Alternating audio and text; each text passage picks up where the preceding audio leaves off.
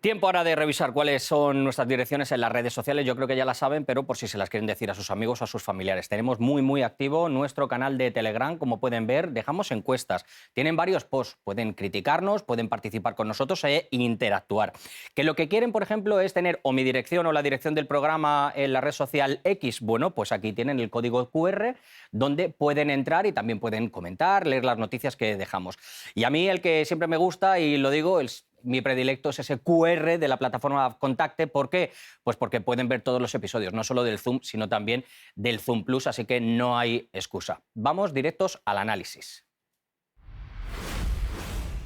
Bueno, tengo el placer de poder hablar de esta situación, de este imperio en decadencia o de si se trata de un Estado fallido con dos personas que yo creo que saben mucho de esto. Hablo con Jorge McFood, escritor y profesor de la Universidad de Jacksonville, y con Marcelo Colusi, escritor y politólogo. Jorge, Marcelo, gracias por estar conmigo en el Zoom. Yo no sé si es exagerado, Jorge, decir, al igual que Estados Unidos llama Estados fallidos a otros, si Estados Unidos hoy por hoy es un Estado fallido también. Sí, un gusto, Marcelo y Javier. En muchos aspectos se puede decir que es un Estado fallido, y no solamente de que es un fuerte síntoma de una decadencia de un imperio, que generalmente se dice el imperio americano, de un siglo, sino de todo el imperio anglosajón e incluso occidental de los últimos siglos. Es un derrumbe interior que se expresa en esos conflictos por esa obscenidad, esa gran diferencia de ingresos que ya vimos. Y aparece Mamdani como la impensable solución, siempre demonizada por los de arriba de siempre, que manejan los grandes medios, como demostrando de que a esa status quo de la derecha, esa reacción de la derecha, no solo en Estados Unidos, sino en el resto del mundo, sobre todo en Europa y en América Latina, no se le contesta haciendo buena letra, como ha hecho siempre la izquierda occidental con el neoliberalismo, sino planteando y volviendo a los principios de los anteriores, de los 60, incluso de antes, como lo está haciendo Mamdani en este momento. Ha dicho Jorge, Marcelo, que estamos ante un imperio en decadencia. Es un poco lo que nosotros planteamos. ¿Por qué desde dentro de Estados Unidos ha llegado a esta situación? Yo hablaba de una especie de polarización. Es como si los partidos políticos han llevado la crispación a la calle y la gente como que quiere un cambio, no quiere ese status quo. ¿Por qué esta decadencia, ese imperio en decadencia, Marcelo? Sí, definitivamente. Es un imperio, como a todo imperio, le llega a su hora.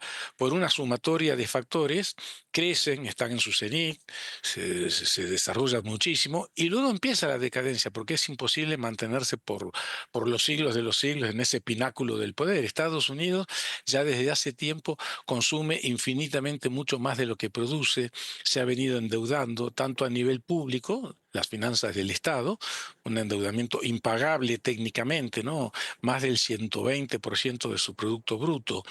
Y a nivel familiar también, cada familia en Estados Unidos, es un estudio que acaba de aparecer, debe algo así como $105.000, crédito hipotecario, tarjeta de crédito, crédito estudiantil. Bueno, ha entrado en un periodo realmente de debacle Estados Ujú. Unidos. No está cayendo de forma estrepitosa, ni va a caer así, no, pero sí hay síntomas más que evidentes, todo esto es lo que se comentaba hace un rato, de que ese imperio ya no es tan grande. Esa consigna con la que Trump llega a la presidencia por segunda vez, hagamos grande de nuevo a este país, quiere decir que ya no es tan grande como antes. Me, gu- Es una forma implícita de reconocer que ha perdido esa me grandeza, gustaría, ¿no? me gustaría hablar de esa especie de desunión. Tú que estás en Estados Unidos, Jorge, nos lo puedes decir. La situación que hay en las calles, lo que estamos viviendo ahora. Hace un año Donald Trump, hoy lo argumentaba, decía que han hecho historia, ¿no? Lo anunciaba, iba a gobernar para todos, pero lo que estamos viendo es más crispación, estamos viendo una polarización y una radicalización de los discursos entre los partidos, acusaciones de no, tú eres peor, y al final la gente es la que está sufriendo. Y lo digo, por ejemplo, por la situación que tenemos con el cierre del gobierno, ¿no? Cuéntanos un poco cómo lo estáis viviendo allí, Jorge. Es una medicina del poder que se convirtió en veneno, como toda medicina con exceso se convierte en veneno. La división de los de abajo siempre fue muy estratégica en todos los países, pero especialmente en Estados Unidos, y fue traducida a una división racial, étnica, para disimular las divisiones de clase, como está ocurriendo hoy de forma más radical. Pero ya ni siquiera es étnica, es de todo tipo, es todos contra todos. Inmigrantes contra no inmigrantes, latinos residentes contra latinos indocumentados, y podemos hacer una lista enorme, es todos contra todos. eso fue inoculado estratégicamente de una forma para no ver los problemas reales, es decir, ver al vecino como el enemigo, ver a los otros países como los enemigos, de una forma profundamente irracional, pero es una vieja estrategia. Y esa medicina que servía para disimular las contradicciones interiores, exportando la violencia en guerras, antes era Vietnam, Irak, Afganistán, todo tipo de guerras, ahora es más difícil, se está intentando con Venezuela y con otros lugares, pero es más difícil. Entonces, toda esa violencia, esa retórica violenta que se exportaba antes, se está consumiendo en el mercado interior también. Es decir, por todos lados esa medicina se convirtió en un veneno. Me parece que esto se ha normalizado en Estados Unidos una especie de, no sé, Marcelo, si no me equivoco, de enfrentamiento civil. El tener dividida a la gente, y se están utilizando, y si no seríamos tontos si dijéramos que no es así, herramientas de ingeniería social para decir que tenemos controlada a la gente, para tenerla dividida, y mientras nosotros seguimos con lo nuestro. Estados Unidos está sufriendo ahora mismo eso, y estamos viendo en las calles imágenes de guerra, como nos está diciendo incluso Jorge, Marcelo. Sí, definitivamente. Ese es un indicador de que ese gran imperio está mal. Están pasando cosas que antes eran impensables. La toma del Capitolio la vez pasada, hace ya algunos años, ¿no? Bueno, esto es un indicador que estamos ante la posibilidad real de una virtual guerra civil. Están enfrentando, artificialmente, están enfrentando a la gente. Y sí, tal como lo acabas de apuntar, ¿no? Hay una ingeniería social destinada a mantener la gente en zozobra. Esto de la paralización de la administración pública con 36 días, ¿no?, de paro del gobierno, manteniendo a 1,5 millones de empleados sin cobrar, algunos sin trabajar directamente, otros trabajando sin percibir salario, ¿no? Es una forma finalmente de mantener sojuzgada a la gente, de mantenerla embobada, sojuzgada. Recién se apuntó hace un rato el tema de la droga. Bueno, eso es otro indicador de que hay una gran pudrición social, una putrefacción de la situación social. Por supuesto que la droga la atribuyen a los maléficos carteles latinoamericanos, mexicanos, colombianos, etcétera, al fentanilo que viene de China. El problema básico está en Estados Unidos.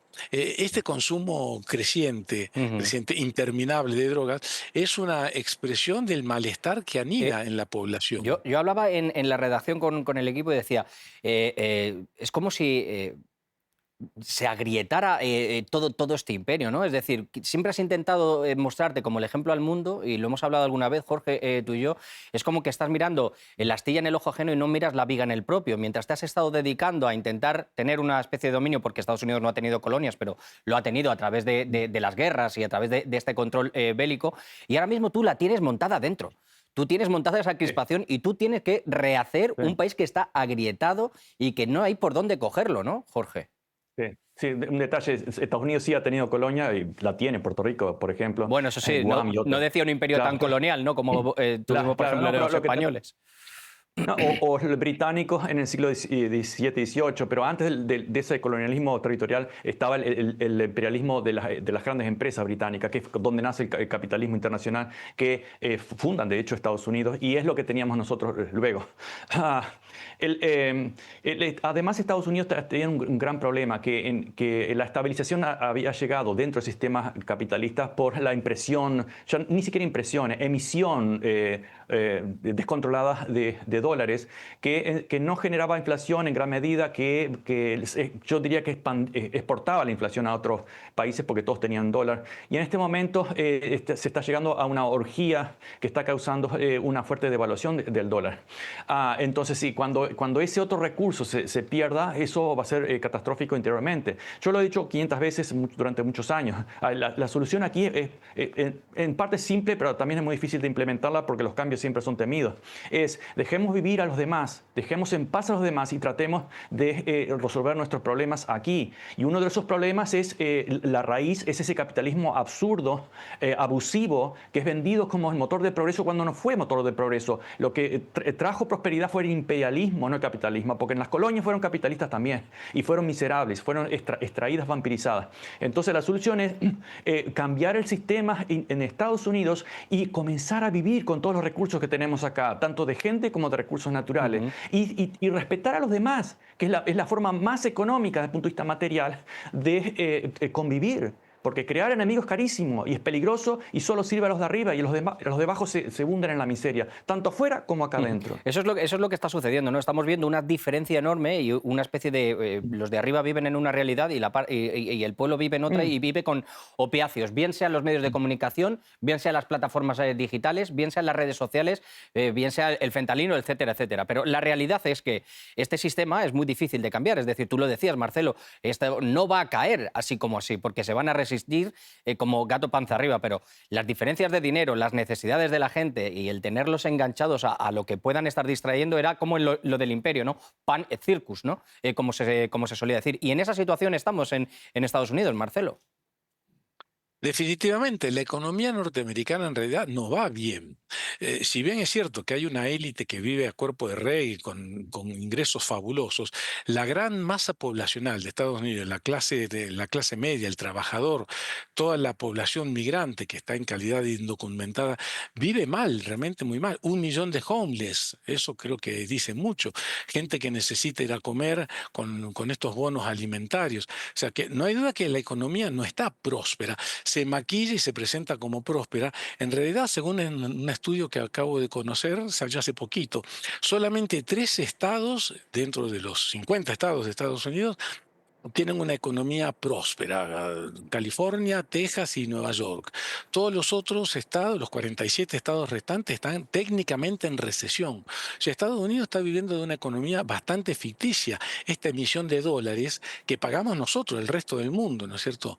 Es una economía insostenible. Por eso ahora, Ujú. recién dijiste, se defiende como gato panza arriba. Eh, La clase dominante está desesperada porque ve que esa supremacía del dólar empieza a ser cuestionada seriamente. China, Rusia, los BRICS. ujú.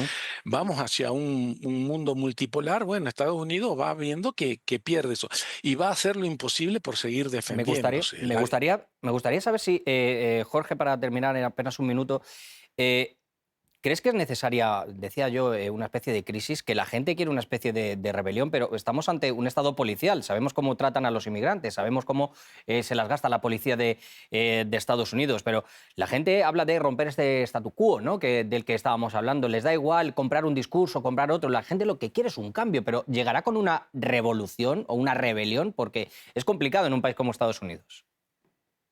Todos, o la abrumadora mayoría que no está en situación de calle o en las últimas, somos psicológicamente conservadores, le tenemos miedo a los cambios, hasta cambios familiares le tenemos miedo. Eso ocurre en las sociedades, en todos los países siempre ha ocurrido lo mismo, y todos los cambios han llegado por crisis. Nadie se mueve si no está lamentablemente, la inundación en la puerta. Eso es históricamente así, y no, aunque no lo queremos, nadie lo quiere.